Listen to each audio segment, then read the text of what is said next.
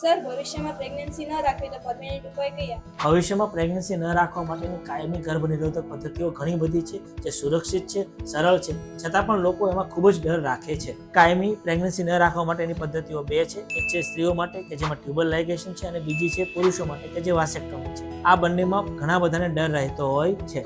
ડર એક, સ્ત્રીઓ માટેનું ટ્યુબલ લાઇગેશન છે. તેના લીધે સ્ત્રીઓમાં નબળાઈ આવતી હોય છે, પેટ ફૂલી જતું હોય છે, હોર્મોન્સ ઇમ્બેલેન્સ થતું હોય છે. પણ એવું કંઈ થતું નથી. એ ખૂબ જ સુરક્ષિત અને નાનું ઓપરેશન છે, જે લેપ્રોસ્કોપીથી અત્યારે થઈ શકે છે. બીજો ડર છે પુરુષ નસબંધી વાસેક્ટોમી, કે જેમાં પુરુષોની જાતીય ક્ષમતા ઓછી થઈ જતી હોય છે, એવું ડર રહેતો હોય છે. પણ એવું કંઈ નથી. તેમાં માત્ર ખાલી વીર્ય જ બંધ થાય છે, બાકી પુરુષોની જાતીય ક્ષમતા કે હોર્મોન્સ પર કોઈ અસર થતી નથી.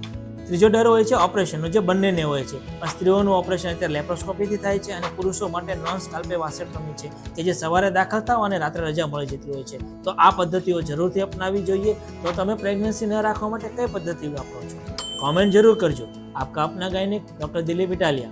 નમસ્તે.